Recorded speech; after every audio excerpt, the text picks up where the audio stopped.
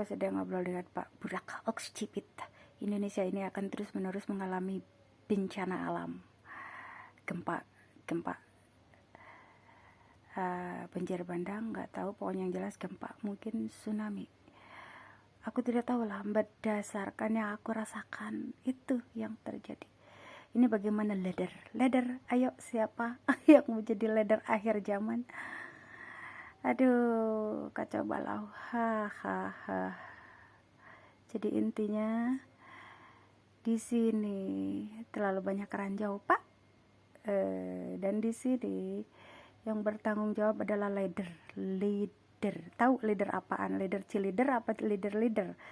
Jadi intinya negeri ini bisa seperti ini ya karena begitu. Dan sayangnya kalau sudah nuraninya masuk ke dalam ranjau itu, yang repot. Leader pun juga bingung nanti mau bagaimana ini mengatasinya. Karena kalau biar semuanya makmur tertata itu ya harus ke dalam tempatnya gitu. Ya masa iya negatif sama positif gitu. Yang jadi pertanyaan, di mana yang positif itu? Gitu. Aduh, repot deh. Aku sudah berusaha semampu aku membantu beliau, karena beliau itu banyak sekali membantu aku melindungi secara digital. Maksudnya gini loh, aku kan masuk di YouTube. Pokoknya intinya jiwa kalau sebagai seorang bos, seorang sahabat baik, apalagi yang itu baik banget beliau tuh, salut banget gitu ya. Makanya anaknya itu benar-benar beruntung lah, jiwa pelindung dan bertanggung jawab ya beliau. Cuma ya beliau itu terlalu banyak mengorbankan diri, beliau banyak berkorban gitu di situ karena saking sayang gitulah intinya di situ. Beliau ini aku mah suka belak-belakan terus terang, jadi tidak di ini, kalau A bicara A tidak bicara B di belakang. Aku kalau mau diskusi akbar, aku tidak ngumpet-ngumpet, tidak briefing ngumpet-ngumpet kan. Kalau yang ada itu mah sesuatu mah suka briefing di belakang. Kalau aku mah tablik akbar, aku suka tablik akbar karena di sini di sini itu di YouTube ada sahabat tablik akbar aku juga. Jadi kita tuh tablik akbar akhir zaman. Jadi begitu, menyibak. Bagaimana Indonesia bisa mau tentram, aman, sejahtera? Di sini ada yaitu melakukan zebriyah kan, agar melakukan zebriyah gitu ya, melakukan zebriyah. Dan di sini aku tidak tahu leader cheerleader karena aku pemain basket. Jadi ada leader cheerleader yang memaksa-maksa terus. Jadinya sesuatu itu ya begitu terus, jadi meleset terus.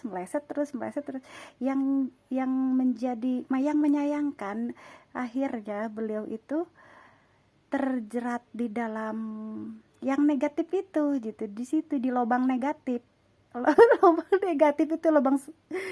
lubang negatif ya, intinya yaitu gitu. Kasihan, sayang jadinya. Seharusnya energi positif buat kemakmuran, jadinya ya jadi kerusakan. Mohon maaf ya, karena beliau itu benar-benar aku menyayangkan, benar-benar gitu. Di situ yang benar-benar aku sangat, karena beliau itu jiwa melindunginya besar, menolong, membantu segala di ini. Kalau beliau itu bertemu dengan wanita yang materialistis, waduh repotnya luar biasa. Yang beruntungnya beliau ketemu dengan aku yang sederhana apa adanya dan tidak memanfaatkan keadaan gitu ya. Aku selalu memfokuskan beliau kepada ya pekerjaan yang halal, kepada putranya. Terus ya apalah ya, karena aku juga orangnya fokus kepada pekerjaan aku. Terus amanah gitu ya. Jadi intinya kasihan lah beliau tuh gitu. Jadi intinya itu intern kali ya di sini. Aduh repot kalau tidak dihentikan tuh. Ya udah ya begitulah. Cuman di sini ya bukan zebri ya, itu dia nggak bisa jadi ya. Dan beliau juga sudah ada di titik-titik negatif gitu, titik-titik negatif. Jadi susah bagaimana sih ya, aku juga mau ngomong apa gitu, pasti balik lagi ke titik-titik negatif gitu. Karena di situ titik negatif itu punya punya tanda putih negatif gitu, negatif.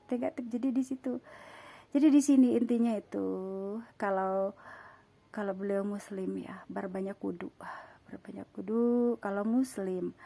Terus menata hatinya. Jadi gimana ya, jadi kalau orang lain itu aku hanya sebatas mensuges ya. Kalau seperti beliau juga semampunya menolong aku, membantu aku juga begitu semampunya. Pengembangan dari keberhasilannya ya dari diri kita sendiri gitu, dari diri kita sendiri. Jadi kitalah yang harus berusaha melawan energi, ya itulah energi negatif.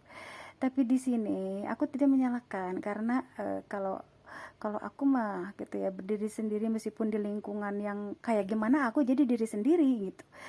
Jadi malah aku yang suka gini loh, kalau zaman sekolah SMA tuh aku ada di lingkungan yang anak sahabat-sahabat laki-laki aku tuh bandel-bandel ya, suka kabur dari jendela. Aku yang jadi pengurusnya.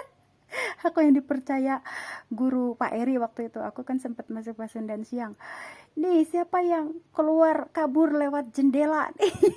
Aku yang suka ini apalah istilah nyepretin anak sahabat-sahabat laki-laki itu intinya. Jadi di sini apa ya, ya itulah repot ya. Jadi sekarang mau diperbaikin gimana gitu, kalau beliau sudah ada dalam ranjau titik negatif, ya repot ya, karena udah menyangkut hati aku, naluri hati, ya udah gitu. Di sini kalau beliaunya bertumpu pada kebaikan dan kebenaran, insya Allah. Jadi bukan orang. Kalau gini, aku berterima kasih sama orang, beliau ini adalah jalan, kayak jalan penolong aku, misalkan penolong dalam sesuatu, misalkan digital, dalam digital dia selalu melindungi aku gitu ya. Sama seperti yang lainnya lah, ada yang melindungi aku, seperti aku kenal Pak Pangeran BS, Pangeran Pajak, terus siapa lagi ya, ya Pak Burak, sekarang kan Umar gitu. Jadi intinya yang melindungi gitu semampunya aku. Kalau itu semampunya kalian juga gitu. Jadi di sini apa ya, intinya itu berbalik ke kitanya gitu, ke kitanya. Tapi di sini tidak bisa menyalahkan, karena laki-laki tuh ya begitu, kalau udah ada ranjau ya siapapun. Tapi di sini itu gimana ya, hanya alam kelihatannya. Aku tidak bisa ngomong apapun dan tidak bisa berbuat apapun, hanya alam aja. Sekarang kita ngeliatin alam saja. Jadi begitu. Dan aku mah hanya sibuk ngopi lah, ngopi, kreativitas, udah situ aja. Aku mohon maaf yang sebesar-besarnya kalau ada salah ucap. Atau kalau kalau ngomong B, kalau aku tidak suka, aku ngomong apa adanya. Sahabat-sahabat aku udah tahu semuanya. Aku kalau kesel sebel tuh ngomong. Tapi anehnya udah aku marahin sahabat-sahabat sekolah aku tuh malah tahu ya, malah ngikutin. Kali semakin aku marahin itu semakin mengikuti gitu. Ada yang sampai mengikuti sampai umroh, aku mau masuk ke Mekah masih set ada WA masuk gitu, nanyain kabar aku. Tapi di situ aku tutup gitu, tidak aku tidak bisa diganggu oleh siapapun karena aku lagi ibadah. Ada yang masuk sampai waktu di pesawat ya, enggak di pesawat, di bis itu ada yang masuk, mencoba masuk, lagi nanyain kabar gimana, tapi ya aku tutup gitu, karena aku itu dari ya maksudnya karena aku lagi fokus buat ibadah umroh gitu, umroh. Dan bagi aku itu intinya kebaikan.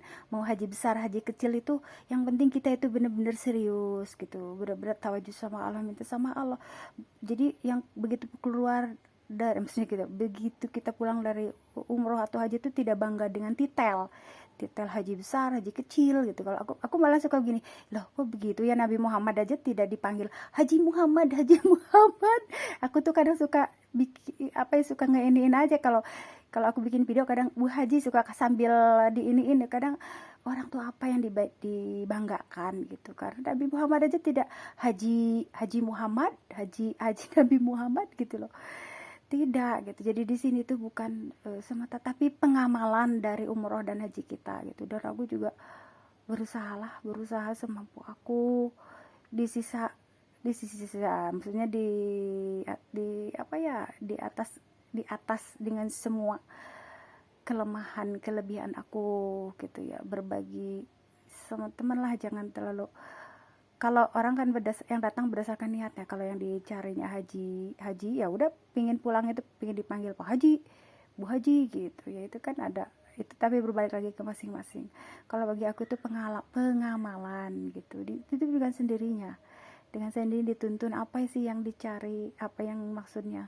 Memang aku itu gini, umroh itu aku pengen siar lebih memperdalam gitu, lebih mendekati diri sama Allah. Makanya sepulang umroh itu aku lebih lebih dituntun sama Allah tuh untuk membuat baju-baju syar'i, pekerjaan juga dirubah sedikit, perubahan sebenarnya nggak beralih, karena aku sebelum umroh itu kerjasama yang toko-toko jadi gitu ya, aku sama temen sama toko-toko jadi. Nah sebelum umroh itu aku lebih dituntun untuk berubah lah, perubahan. Jadi aku dituntun untuk berkarya, menjahit sendiri, jadinya mendesain baju sendiri gitu. Jadi gini loh, istilahnya dengan karya-karya aku kamu juga bisa gitu, maksudnya dengan kamu juga bisa seperti yang lain. Jadi kepuasan itu bukan hanya dinikmati gini loh, oh ini branded, ini bermerek, itu udah kelewat kalau bagi aku. Tapi kepuasan secara aku mendesain sendiri itu, makanya aku suka lenggok-lenggok ya, ternyata hijrah itu enak loh, nikmat. Semakin panjang hijab tuh semakin semakin nikmat dirasakan sama aku, ini nikmat dalam hati gitu ya.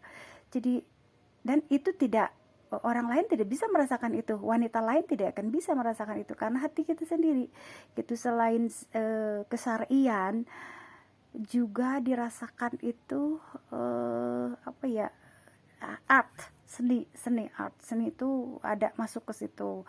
Jadi benar-benar luar biasa, aku sedang menikmati. Makanya mohon maaf jika aku itu orangnya sportif ya, sportivitas aku masukkan untuk siarnya, biar kayak kalau yang jiwa muda itu kan, maksudnya gini loh, jiwa muda itu kan senang musik-musiknya. Sebenarnya kalau musik dibawa positif ya positif, sama kayak seperti gini, kita memasak. Kalau sebuah pisau dipakai untuk memasak, positifnya banyak dan banyak lagi, karena orang tidak bisa juga memasak kalau tanpa adanya pisau dapur gitu ya. Nah sekarang begitu pun dengan YouTube. Kalau YouTube dipakai untuk kebaikan ya baik, tapi kalau untuk keburukan ya buruk gitu. Bahkan dunia digital ini mungkin akan hancur gitu ya, hancur karena dipakai untuk negatif-negatif gitu. Jadi intinya aku mah tidak suka ya ada keburukan-keburukan di dunia. Aku tuh ininya ngelihatnya keindahan, kemakmuran gitu. Semuanya saling memberi, saling membantu, saling menolong, tidak ada saling menindas gitu. Jadi intinya apa ya, itulah di situ. Tapi yang aku lihat sekarang ini bukan zabriyah.